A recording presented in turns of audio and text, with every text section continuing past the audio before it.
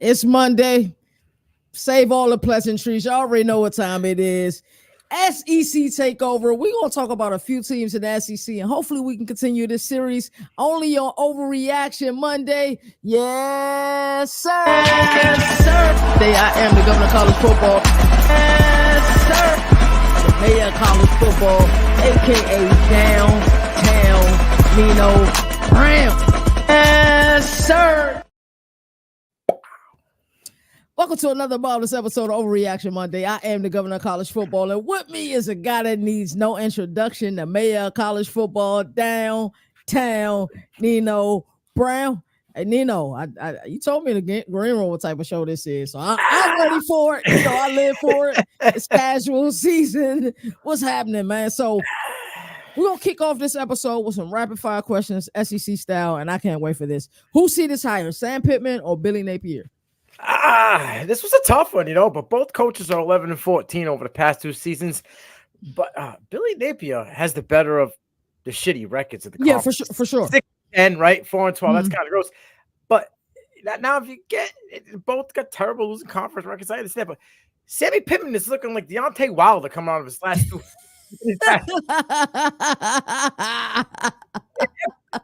Going wrong for Mr. Pittman. But what I wanted to know is, don't get me started on this recruiting class, because Napier's got my boy running in circles, okay? Oh, wait a minute. Didn't Sam Pittman just get a guy out of the MLB who hasn't played college or any kind of football? That's accurate. In over a decade. That's accurate. Reaching for straws, you're desperate. He knows this is her last hurrah. And I'm going to tell you something. Billy Napier, you'll see, it's hot, but not as hot as Sammy Pittman. So I'm sorry. I'm going with Sammy Pittman. I like it. I already kind of had an idea where you was going there. Who will lead the SEC in passing yards this upcoming season? All right. Everyone knows I'm on the Jackson Dart train this season. For sure. But it's Carson Beck from Georgia for me. Possibly the best wide receiver room Georgia's had in a long time, despite losing three major people in the receiving room: McConkey, Rosemy, and Bowers. All right. But the thing with Beck is he doesn't get Tiger Woods tunnel vision, right? For one guy. Last season, he had 8 receivers with over 20 receptions apiece, okay? And now he's returning 4 offensive linemen that had 1,500, almost 1,600 pass pro snaps that allowed less than 50 pressures and a combined 4 sacks. My man is going to be clean like Clorox. My man's going to be throwing the ball wherever he wants to. Give me Carson Beck this year. I love that take. Give me a team that wasn't bowl eligible last season but will be this season in the SEC. You know that pillow I talked about? Mm-hmm. Florida. Yeah, that's right. I said it. Florida may have one of the toughest schedules. It could mess around and go freaking bowling. Don't let the Gators win one they're not supposed to. Maybe against Kentucky, or maybe when it all matters against Florida State to close it all out.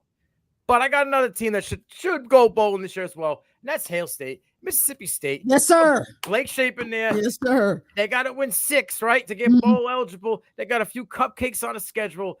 It hurts me to say this. I think they do better than what people expected. But UMass, Eastern Kentucky, Toledo, hey, and Arkansas, I think is a cupcake. I honestly think that both of these teams could possibly be going bowling this year. The Florida take, I love it because everybody's kind of on the other side of the spectrum. So I love that. And that's a clip that we'll be able to come back and be like, hey, my man called this on October 5th, 2024. I love that a lot. Mississippi State is definitely DJ Lagway experience is going to be something like they're going to be in games. They got a good wide receiver room. I'm not a fan of them, but they got checked on Charlie. But you're going to see DJ Lagway. You're going to see him. And I think the element of both of those quarterbacks in that room in certain games, watch out. I mean, it's something that we've seen before. Right? Remember Tebow in league, right? Chris Lee, Tim Tebow, Jesse Palmer, and Doug Johnson.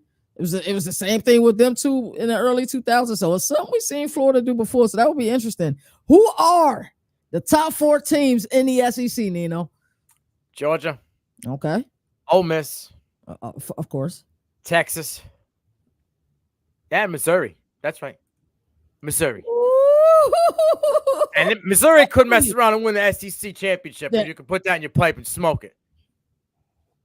The returning production that they have offensively, never mind Luther Burden is just an absolute machine, right? Brady Cook is cooking, no pun intended. Right. But listen, that schedule is buttery, Lando Lake smooth for them. Yeah, easy schedule. If there is a such thing, they got the easiest schedule in the SEC. I like Mizzou. I like the fact that they're still not getting enough credit. They were underdogs last year. They kept grinding, kept nipping at it, kept winning, kept doing their thing. Like I'll keep repeating, but Brady Cook got booed, bro, by his own freaking fans in his stadium, and the dude said, "Bah, right to you, boys. I'm coming with dubs." And now what? Now they love him. Jerseys everywhere, right? Mm-hmm. Mizzou got something going. Eli, I'm not the biggest fan of Drinkwitz, but he got the right recipe in his cooking. he definitely does. He knows how to get recruits as well. And of course, I had to give you one a layup. Who will lead the SEC in tackles this upcoming season?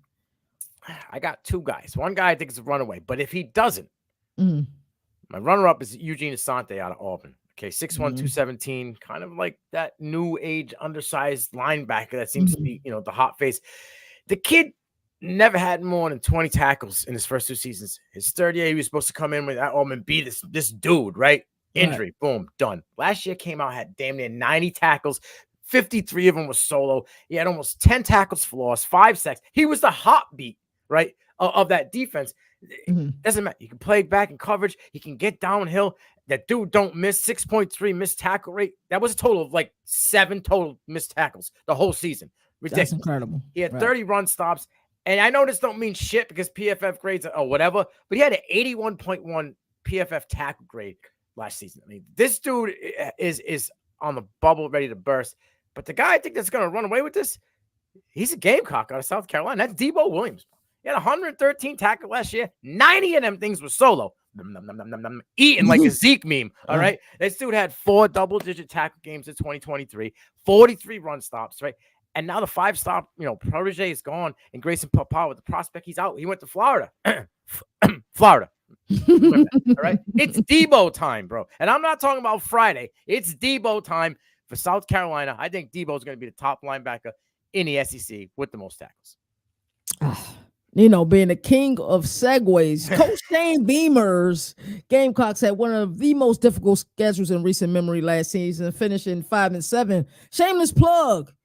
Make sure you all check out the best South Carolina football show in Garnett's Roots with Brian Bosarge and Nino. Nino, talk to me about the impact players offensively for the Gamecocks. And we know the offensive line, they struggled a lot last year. Will they be much improved up front this upcoming season?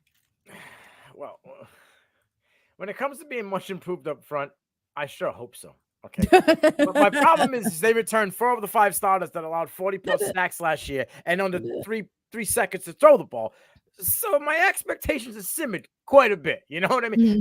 Don't allow 40. Let's get him over 3 seconds to throw the ball, and I'll be happy. All right. For sure. Offensively, I think they're going to have a guy. Now, I'm not saying that, Spencer Rattler wasn't mobile. He was mobile enough. You could throw off platform. But, my goggle-wearing guy in Lenora Sellers here. I think this kid. He's a different type of mobile. Yeah, he's a guy that can just take off. He's a guy you have to account for on every single play, which is going to make them kind of like lose a defender, right? So I feel like he is going to be the ringmaster of this circus that is the South Carolina Gamecocks offense. I know a lot of people.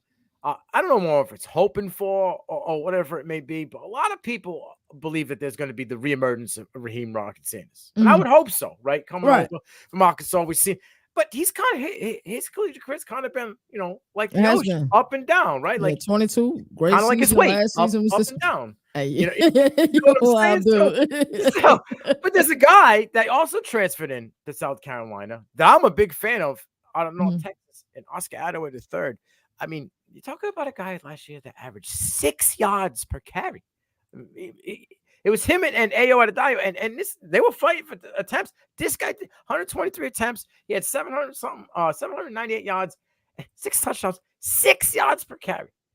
He's not just going to let Rahaka Raheem Sanders just take the RB1 role or be the lead guy in that room. He is going to be nipping at him and fighting for them. I think this kid's going to be a very big, impactful player. South Carolina likes to utilize a 2-back set. Right? It's been a while since they had one big behemoth just running the ball. Last 2-3 years, it's been a couple of guys. Yeah, one guy will get majority of the totes, but there's a couple of guys. I think this Adaway cat, is a chance that he could be running in there for like 60-40 split. Raheem Sanders and 6 yards per carry. If he can continue that, you know what I'm saying? I know you're going from North Texas to South Carolina. It's a big city. You're going to the big boys. But you're in that realm. Watch out. This kid could have a very big impact for them offensively. And then receivers. I mean, they lost. They're going to be their best receiver in a few years, right? And Xavier Legette, he's gone. I just Jared Brown coming from Coastal Carolina. He has to be the guy for him. And we need Nick Harbor. I don't know if it's Nick Harbor. Can it translate? Is it his fault or is this a coaching thing? Like, because speed can translate. I mean, my man almost was in the Olympics, right? Yeah, like he's fast. He's fast. He's huge. And he's super athletic. They don't give 5 stars out like it's candy. You got to earn that shit. Right. Beamer needs to find a way, whether it's at the tight end, whether it's out wide, whether it's in schemed up plays. We got to get more Nick Harbor. The Harbor watch needs to be a full-time job here. You know what I'm saying? But for some reason last year he struggled. And now we're going. This is the second time around. Like, you're going to be a guy now, an integral piece of this offense. You and Lenoris need to be clicking early and often. So I think Gerard Brown, like I said, Brown was a guy at Coastal Carolina. Outside of Sam Pickney, was the dude on the other side, for Grayson McCall. So he could be a field stretcher. I know they brought in Gage Laverdine as well, but he was and I'm not no knock to him, but he was a one-hit wonder over at Miami, Ohio. He had one big year, right? I need to steal one. These other guys we're talking about have kind of stacked, outside of Harbor, have stacked good years in collegiate ball. Right. So those are some guys offensively. Yeah, Huggins Bright should be pretty good as well.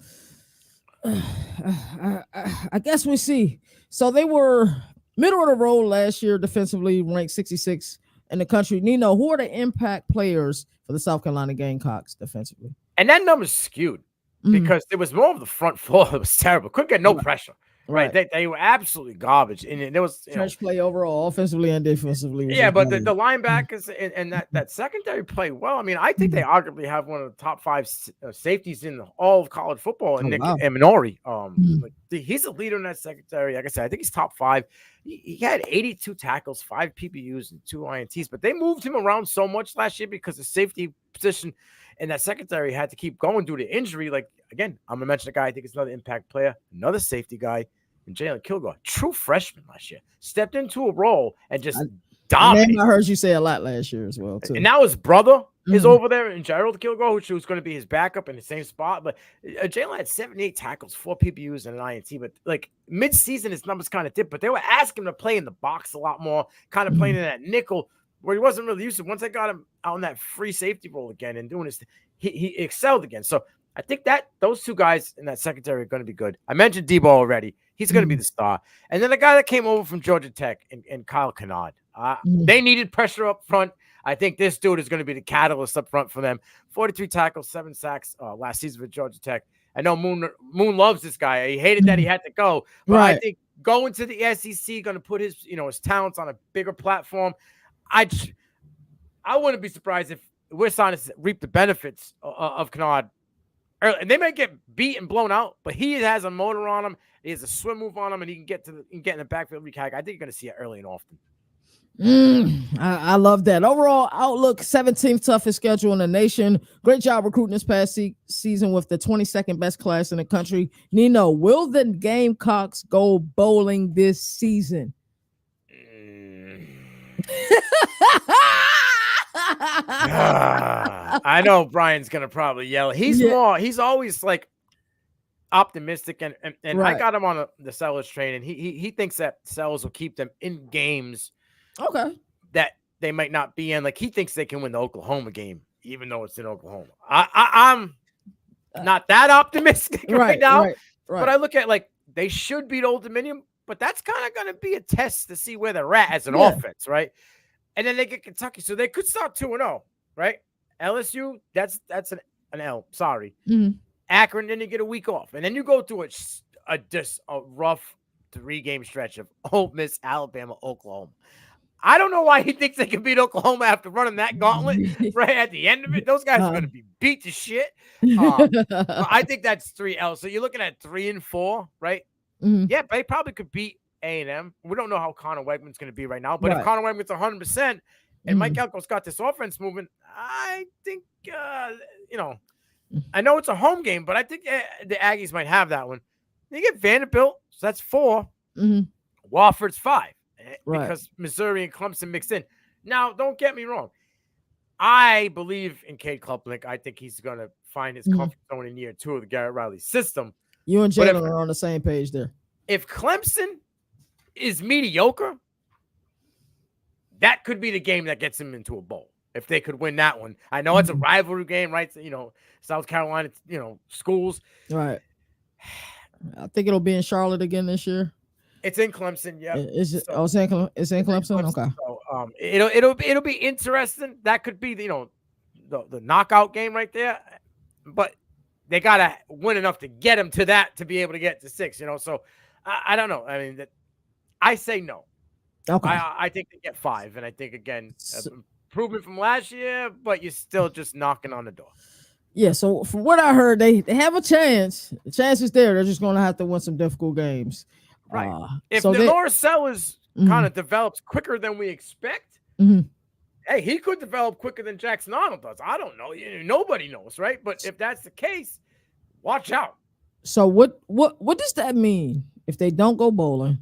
What does that mean for Shane Beamer? He's probably getting a phone call. I'm not saying he's getting fired, but he's getting a phone call, and things need to change. Maybe some coaching staff guys need to change. Like some things there needs to be something. We can't do this, cool, calm, and collective. We're just riding the same 1965 Buick Regal down the road, even though it's like, you know what I mean? Like, it's not broke, but the tires are wobbling, and I'm swaying from lane to lane. Like, we upgrade or fix something. Let's not just keep doing the same thing and banging the head against the wall here. I love it. Moving right along, Ole Miss has huge expectations this season, and we don't agree much, but we're both steering this Ole Miss bandwagon, and I think this team is built to win this upcoming season. The 16th best offense in the nation last season. I'm sure that Jackson's Dart name will appear on a lot of preseason Heisman hype lists. Talk to me about the impact players offensively, and with the loss of Kenshawn Judkins via the portal, will they still have enough in the running game with Bentley, Parrish, Diggs, and Ellsworth? I mean, he's constantly cooking. He's constantly getting guys. And he just today, Micah Davis, right? Which I think is going to be an impact player for Ole Miss. This wide receiver room is probably one of the better wide receiver rooms they've had in a while. Granted, we've had studs come out of Ole Miss, right? Right. But they kind of across the board have got check the boxes. Trey Harris, right? You got Juice Wells. Now you have Micah Davis. The tight end room is loaded as well. Caden Prescorn, right? Dominated against Penn State last year in a bowl game. Running back department, will it be running back by committee? I think it's Ulysses Bentley is the dog. Bentley. Okay, and I think the other two guys have more of that third down. Not that I don't think Bentley's a third down guy, but like the kind of like the passing third downs. They're gonna come. But look at both, right? They're not. I mean, Amos, right? He was a dude one year. Okay, but Diggs has kind of been a receiving guy, kind of like at shuttle back for LSU previously to coming over. So it's like, and Parrish started at Ole Miss, and now he's back. They have a deep running back room. Now that I think about it, Amos is actually in. Where was Amos? Is Amos in Alabama? I think he might have Rashad Amos might have went to Alabama. He committed to like 6 different teams before he actually finally settled down. So, but I think Bentley is going to be the guy for simple facts. He had 540 yards last year, but 340 of those were yards after contact. Here's your bowling ball guy, right? But he's not just that guy that can run it in between tackles. He can go outside. He's good in the zone. He's good in the gap scheme. He's a chain mover, that's for sure. Right? He had 33 first downs, and he's got a little bit of pop to him. He had 16 runs that were over 10 plus yards. He doesn't have the breakaway speed, right? He's not going to be that guy that's going to, make one move and get by you. But I think this is what they need with the offense that they have set up, because when they meet a secondary that's full of, lockdown defenders, they're going to have a dog that can ground and pound, run the ball, set up this play action. Now they got 2 receiving backs that can come out and do well, because Parrish did well in Miami as well in receiving the ball. And Diggs and Parrish are the shiftier guys. You got your bruiser, right? I think he was just going to be the guy, and I don't. Yes, they're going to lose a little bit by Judkins, but you know what they say, in addition by subtraction, right? Like they lost the guy, but now they have 3 guys to make up all of that And I think each one of these guys kind of has their own little role, which I like. And there was a few locker room things with Keyshawn Chuck, and it's like we know about the alleged Allegedly. holdout, allegedly, the alleged holdout and things of that nature. But one thing that Lane Kiffin has been able to do since his time in Ole Miss is be supremely balanced. There was a year, was it 2021 or 2022? They finished in the top 15, both on the ground and in the air, which is pretty impressive. So hold on. I got a dude. Okay, now. Juice Wells, and I mentioned Mike Davis. I think both of those guys are going to be good receivers for them and compliments to Trey Harris. But the guy that is going to be the Jon Snow for Jackson Dart, that is going to protect him from all the White Walkers. That's Diego Pounds, his left tackle. Okay. This dude had 446 pass pro snaps. 2 sacks. Wow. Two all year. Okay. They need to keep Jackson Dart healthy, especially since there's these rumors going around. They might have ACL, which I think is being spread by Mississippi State. But that's had me scared last night. Like I was scouring the internet for about 30 minutes after I seen that in a group chat. I said, "Yo, are you serious?" Like my heart dropped for a second. I was like, I didn't really see it anywhere. I think he got a little tweak to his knee. It's gonna be precautionary. He doesn't really need to be in there right now. Right. And then we'll wait and see what happens. But I think that, like, Pounds is going to be an impactful player instantly for that offense and that offensive line. I love it. Jalen and I, we have this running Pete Golden joke. It's just something that we have. We mentioned, Jalen mentions his name in a negative light almost every episode because he knows I believe in Ole Miss this year. But I believe with the players that they got via the transfer portal and Princely Umanila and Walter Nolan, that Pete Golden will have plenty of firepower defensively to get the job done. They ranked 42nd nationally last season. Who are your impact players to watch defensively, Nino? You mentioned 2 guys. I think Nolan will have a bigger impact than Princely. He talks a big game, but homie, all we got to do is go to the film, and it's not a knock to anybody. But if you want to say crap, you can't take plays off. You can't. We see plays where you're just chilling, like half stepping, not going. Now people may say, "Well, that means how the play was done." Okay, maybe, but I doubt it. Why would you want your stud guy just chillaxing on the end when he could be a guy disrupting the play? Maybe now in a new scene, new environment, we've seen it happen. He's more locked in. I believe the new environment. I believe the new environment will help based on some of the things that the old ball coach Steve Spurrier was saying about Billy Napier and having to tidy up. But Princely Umanila got ultimately trolled by Utah last year. You remember he had the picture a little at stadium, and then so what happened to him, right? And that was the game where he was taking plays off. Right, 100%. I like the kid. I think he's got immense talent. I want to see it go at 100. Right, none of this half step. 100%. Right. But there's a guy that and it's funny. I don't want the Arkansas fans to hate me, okay? Because this episode is a lot of bad talk about Arkansas. But there's a dude who left Arkansas last year, Chris Paul Jr., the linebacker, 6'1", 240 pounds, not that small, undersized linebacker. There's a dude who can just bang, right? Yeah, a thumper. Yes, exactly. He ended the season strong last year of Arkansas. Last 5 games, he was on a run. Ole Miss hasn't had a linebacker or anyone on that defense over 100 tackles in a few years, okay? This guy had 75 last year, 7 tackles for loss, 2 sacks in 11 games, and he only started 9 of them. Now it's his turn. He's the guy for them.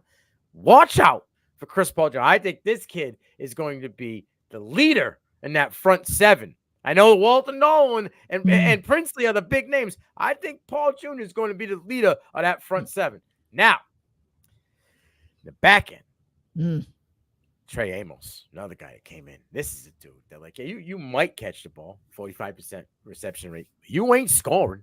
I'm going to keep everything in front of you. You ain't getting anybody. I had 18 pass breakups over the past 3 seasons. He had 5 for Alabama last season alone.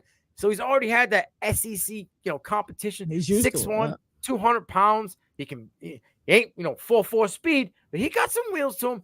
Trey Amos is going to be an integral piece on that corner position against these big receivers in the SEC. We'll talk about what I was about to say in a second. Ole Miss has the 22nd toughest schedule in the nation. What is the outlook for this team in Oxford, Mississippi this upcoming season. I ain't from Mississippi. I'm not a Mississippi fan. I'm not stupid when I see. I've been accused of being one the entire offseason by Jalen. I just see talent and see what's been cooking, and I'm not stupid. You can't pull the wool over my eyes. You know, I tell my kids all the time I was born at night, but not last night. Not last night. It's Final Four or bust, bro. That's it. 100%. Final Four or bust. This is what Texas was last year. And I stood on business last year when I said Texas would be there. I'm going to stand on business again this year and say Ole Miss will be in the Final Four, barring injury. No FSU. FSU got played, okay? That's a bar right there. I have extremely high expectations for this team. I believe they'll win the SEC this year. And like you said, I'm going to wait. Because I don't want to be early. I'm going to wait till the second and last week of fall camp before I make my prediction. Hold on. I never really put you on the spot. Okay? Let's do it. So let me just pull up the schedule because I've done this with Boom and I did this with D now, and this is where I got hot. The episode I hosted, I got hot about the Mizzou no love. Okay, because everybody, Georgia or Ole Miss, they all play each other. So somebody walking out the door with L's here. Right, for sure. So, when did they play? Ole Miss plays Oklahoma. Plays Georgia on the 9th. They win that game. They beat Georgia. That's what you believe. On the 9th of what? November. The 9th of November. Read me their schedule. The schedule, it goes Furman, Middle Tennessee, Wake Forest, Georgia Southern, Kentucky, South Carolina. Where that Kentucky game at? That's in Ole Miss. Okay. South Carolina in South Carolina, right? On the road to LSU. That'll be a tough one. That'll be a tough one. Okay, they're home against Oklahoma. Okay. Sorry, Arkansas fans. They're going to the Hogs, right? Okay. All right. Then they come home against Georgia. Okay. Go on the road to the Swamp. After a week off, they get a week off. They get a week to prepare. Yeah, okay. And they go to the Swamp, and then it's Ole Miss, Mississippi State on 6 days. So you better tell me that they're only walking away with one L, or they ain't going at what's the L? What's the L? Because if you disregard LSU, we got problems. The L is Georgia. Okay. So that's Georgia. My disregard. The disregard for Death Valley. Gary Nussmeier. No. Gary Nussmeier is a dog. That offensive line is crazy too. But I think my disregard is more for Brian Kelly, bro. more than anything, is Brian Kelly, bro. I'm a Lane guy, right? But if you want to put Lane and Brian Kelly in the same box, I wouldn't. It's hard for me to argue. They got the same antics, just different ways. You know what I'm saying? Similar antics, but Brian Kelly has had more talent. Yeah, but he's won. He's won though. Yeah, has he met the expectations? No, but neither is Lane. All right, go down Missouri's schedule. Oh, you don't want to do that with me because we're here. We're here. Let's do it. We're here. We've arrived. But I'm with you on Eli Drinkowitz in Missouri. I'm with you there. This may be a one-off. This may be an anomaly where we don't see. Let me say it low because I don't want to say it too high because I know they ain't here. We may not see Georgia or Alabama in that conference championship. I'm just saying. Ole Miss, Mizzou. I'm here for that. I'm 100% here for that. Because look, this is what I said. This is like backstroking through the SEC. Okay. Murray State, Buffalo. I love them to death. Boston College. That's 3-0, folks. Let's rock. Vanderbilt, Texas A&M, UMass. We're 6-0, and we're cooking. Auburn, first test. Cool. But it's home. It's home. Okay. Then they go on the road to Alabama. I don't trust Alabama. I think Mizzou's a better team. You can quote me on that. You can clip it. I don't give a shit. I think Mizzou is a better agree team. with you. I just have to see what Kalen DeBoer and Nick Sheridan has this offense. Once I see that, I'll get a better feel. They got Oklahoma. That's gonna be the one. They'll win that one. The following week they have Oklahoma at home. They'll win that one. Okay.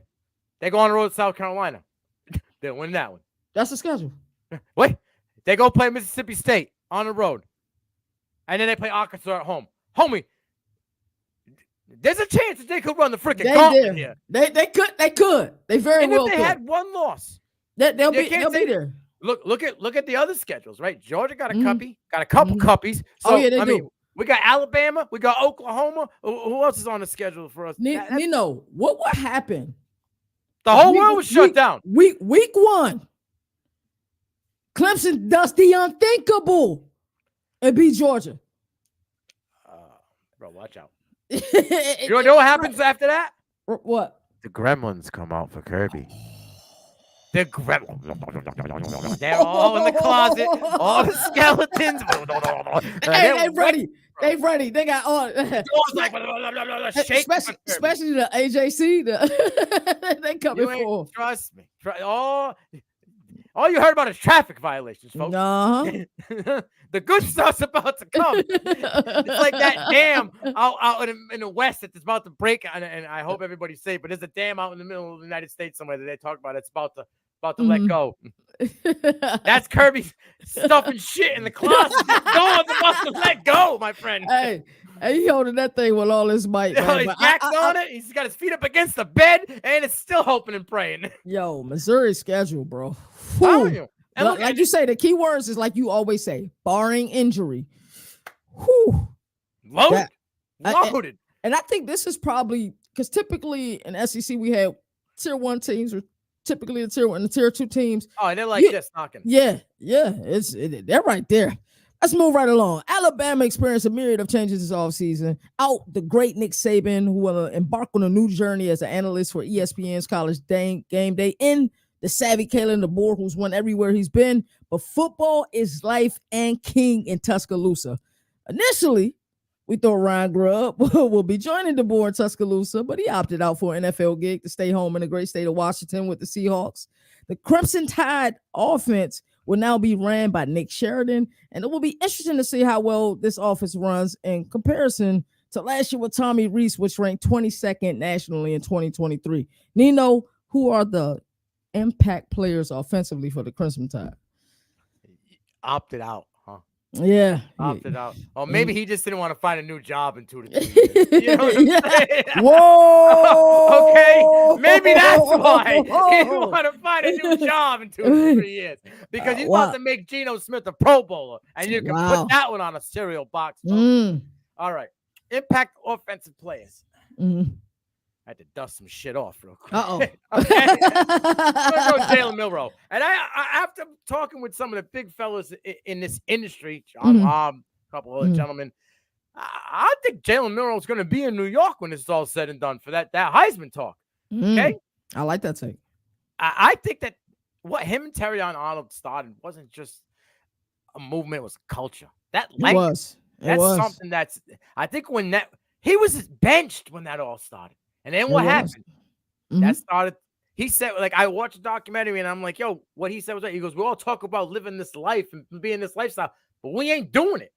And after that, when he got the job back, my boy was tires of woods, tunnel vision, locked in. He was doing his thing. I mean, obviously the Auburn game put him on a different platform with that throw to win. Really did. And in the college playoff, he was grinding. He was doing his thing. So I think this kid's going to be the most impactful player for sure for their offense. Now, a lot of people may not like him. I think he's going to be impactful. I think Jam Miller is going to be the impactful running back for this, Alabama Crimson Tide back. I know there's a couple of. I'm about to say you like him. You like him over Haynes? It's kind of like I like Haynes. I just think Jam Miller's got a little bit more pop to him. Okay, he's not just the shiftier guy. I think when it comes to, I don't know that they're going to be this prolific passing offense. All right, I think Merle's going to have to use his legs. I think he's going to have not to the caliber of the 5,000 yards, folks, but he's going to have a Jalen Daniels type year for Alabama to be somewhere in this 5 spot that everybody's got them. Absolutely. They're just granted. Them and Notre Dame got gifted. That's a fact. I don't understand it. We'll talk about that on another show, I guess. But it's just like Milroe has to. He's going to have a phenomenal Heisman year. It's going to have to be where everybody expects them to be. I think Jim Mills going to be like his running partner. I think this is going to be a guy that's going to be on the field more than you expect. I think he averaged close to like 5 yards per carry when he got carries. He also had a few receptions last year, so he can play in passing downs and rushing downs. He's a bigger fella, right? Pass pro will keep him on the field. All you gotta do is get on the field, right? And show what you can do. I like his game. Like I said, he's more of a thumper for them. And then I know everybody likes Kamani Bernard and Law and Prentice, but he's up until like when spring camp started and he decommitted, he was the guy everybody freaking wanted in the wide receiver in this class at Ryan Williams. And then Jeremiah Smith showed up to spring camp and they were like, he's a Julio Jones. Right? And I'm not knocking the kid, but how do we, because he decommitted from Alabama and came back, we just dismiss him? Talent's not there? Like, and I know Kendrick Law's a guy, but he's never been able to who was the dude last year? Nobody really, right? No, Bond. But outside of that, they didn't have anybody else to step in. There was piecework. And now this kid is backing up. Ryan Williams is backing up Kendrick Law. I don't know if he's going to be backing him up for too much longer. I mean, this guy got early comps to the Slim Reaper. You got to do with that type of talent on your team where you need receivers, where Kamani Bernard, who hasn't proven shit yet, not knocking the kid, but nobody on that squad has done it, has a resume that you could walk in and say, I'm the dude. Right. But Ryan Williams coming out of high school and say, well, I got better stats than anybody on this team. Now let's talk. I think Ryan Williams is going to have, it may not be first couple of weeks, but when they're trying to, in the first couple of weeks, they're trying to figure it out and they need a guy, this kid, I think, is going to step up and 5-star pedigree. It's there for a reason. I think Ryan Williams is going to be an impactful player for the Crimson Tide, probably about midseason. I love that take. Defensively, the Crimson Tide ranked 18th nationally last season, lost arguably the best defensive player in all of college football, arguably is what I say, and Caleb Downs via the portal. Nino, who are the impact players defensively for the Crimson Tide? I don't know if they can replace Caleb Downs in one person. Right. But I sure as hell like how they got a 2-man setup that can replace this kid. All right. Malachi Moore seemed to be live, right? Like we had the freshman year, like a baby Caleb Downs year, right? It was a small version. He blew up like, oh, this Malachi Moore kid, he's going to be the future. Then there was the injury and he kind of just fell off, right? It was kind of like lost, needed an identity to know what to do. 2022 kind of was back to himself. Last year, he seemed to be back. Had 50-plus tackles, right? He was involved. He had a few pass breakups. I think he's consistently had 5 pass breakups, but it seemed like they were more like key, timely pass breakups that they needed from Malachi, and he was there to do that. But then they went out and stole a guy in the portal from Michigan and Keon Sabb, right? You're talking about a guy who had 227 snaps in coverage in Michigan last year. Another dude. You don't get by him. He had 47% reception rate, but 9 yards after the catch. You catch the ball, you're done. You're tackled right there and done. So this kid also gets down and gets grimy. Had 9 run stops.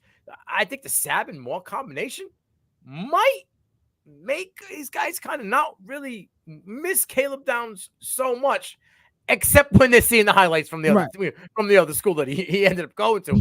I think they have a night. Like I said, sometimes, and you can kind of take this however you want, addition by subtraction is better.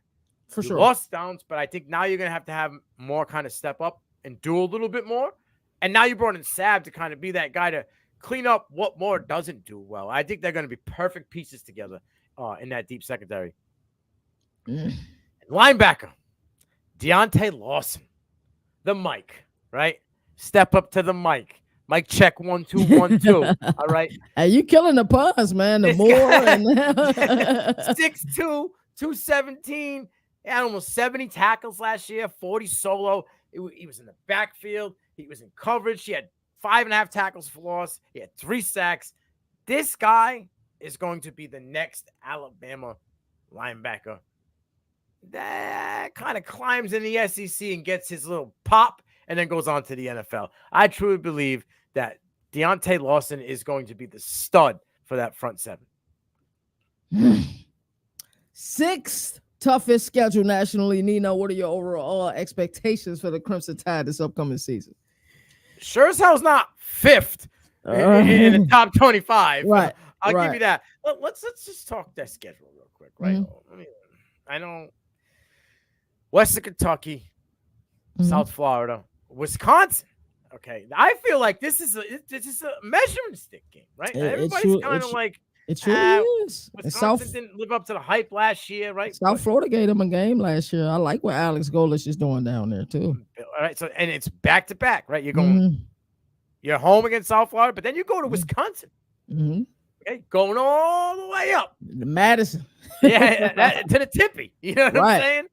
And I think Luke Fickell in year 2, I think he's going to kind of get a little more of the kinks out of the armor.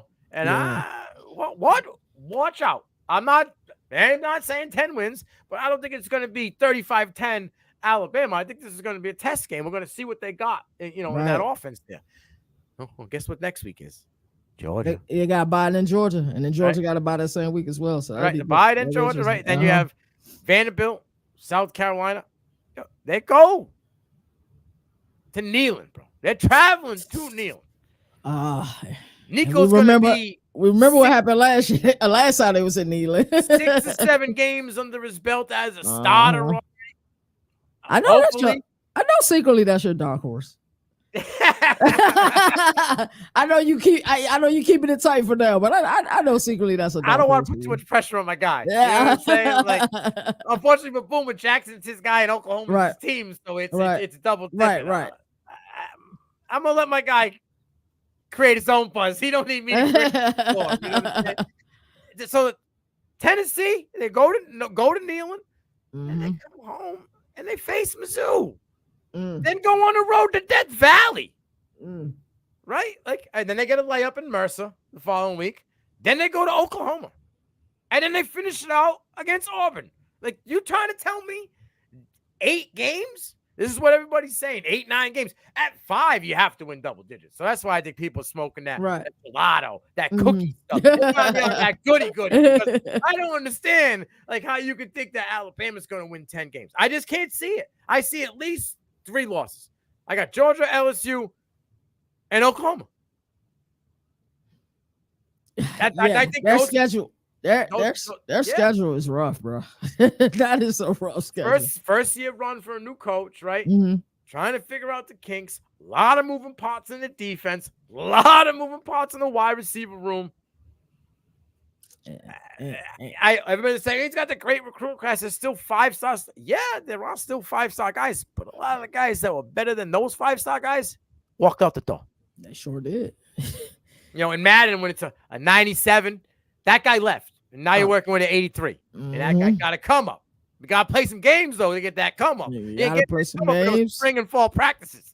Coaches got to develop, but it's going to be interesting because, what I want to see is how does DeBoer and company handle it after a loss? Because I'm sorry, a loss in Washington and a loss in Tuscaloosa, they just aren't the same. They just aren't the same. Who did he replace in Washington? Say wasn't Nick Saban. Damn sure wasn't Nick Saban. You know what I'm saying? So He's replacing a GOAT. He's replacing the GOAT. What is your expectations for Alabama? It's my heart. No. The medulla oblongata, right? My heart wants to say. I'm gonna talk about the heart, and then I get to the medulla oblongata. My heart wants to say, you know what, Tommy Rees and Nick Saban. I don't think neither one of them believed in Jalen Milroe up until a certain point last season. They recruited. Nick recruited him. He recruited him, but like, come on, bro. He Like, also recruited Ty Simpson. yeah, right? I feel like they wanted. Well, not they. I feel like Nick Saban wanted Ty Simpson to be the guy. He's not the guy. He's I still feel not- like Tommy Reese wanted Tyler Buckner to be the guy, and you kind of see it like the USF. If you just put on that tape last season, like, there's no way this team is a Tyler Buckner playoff was team. the guy at lacrosse. at lacrosse, right? Okay. Won a national championship. So I want to say if Nick Sheridan and Ryan Grubb are able to get the best out of Jalen Milroe, No Ryan Grubb. I'm sorry, Nick Sheridan and Kalen DeBoer are able to get the best out of Jalen Milroe, I want to say he'll win some games that you probably wouldn't have them winning on the schedule. I have them going 9-3. Okay. Yeah. I've been saying 8 for a while. You know that. 8 my and that's ceiling. Right. Ceiling, folks. Right. It's been a while. Mm-hmm. I know he left, a game plan and a legendary career behind him. It ain't the same. I've said it for a long time. Been about 2 years. I've been saying that it was more Ryan Grubb in that offense that made it all click than it was Kalen DeBoer. I don't jump fences. I'm going to say the same thing. Watch what he does in Seattle, folks. It's going to be prolific. Oh, yeah. This would have been a crazy offense if he could got it to work. I think he knew the expectations over here is the pinnacle. Yeah. And you don't win 9 games in back-to-back years, you out, homie. I said it before, I'll say it again. I don't think Kalen DeBoer lasts longer than the last Nick Saban recruiting class. I just don't. I don't think they're going to give him as much leeway as they gave Nick because Nick set the bar so much higher than Bear did. And if this does go as you have projected, who replaces him? There's a couple of calls. I mean, they already tried to call Dan. Don't call him again. I don't think he wants to leave Eugene. You got the resources. There's a guy that we kind of spoke about whose hair is always messy. And he kind of always plays the defender of Nick against Paul. I think he's kind of deep down waited to the fire. Let someone else get burned. And I'll come in here in a rescue car, and good old Lane will have a nice fun being back in Alabama. Okay. I could definitely see that, man. Nino, as always, brother, it's been a pleasure. Don't forget Prime. Prime who? The only Prime there is. I'm not talking about Paul. I'm talking about Prime time. Prime time. I know him and the GOAT got a great relationship, but if Julian Lewis don't flip commitments, my friend, I don't think Prime is going to be in Colorado for much more. Who's the QB after Shador goes? I have no clue. That's something we actually talked about earlier. You go to Home Depot and look in that lineup, you probably get one over there. Go to your local high school. Did you read that article in Athlon Sports? What happened? The culture in Colorado? I'll tell you something. I watched a video right before we came on here. When Dion is telling his defense, nobody touches the receivers, you don't touch the door, you don't touch the quarterback, and leave Travis Hunter the hell alone. And then he goes, we're going to treat this like the pros do, right? They ain't touch the quarterback. He's a $250 million investment. Let's act like the pros. It's college football, homie. You want to say after that, I'm not saying no favorites. It just is what it is. Nah, homie, that's favorites. You want your son to be healthy and all of his options to make his stats look good to be healthy. To be healthy as well. And you want your number 1 top 3 pick, not your son, your adopted son, to be healthy. So you can go in and you could say, I groomed the next two-way stud. I love Dion.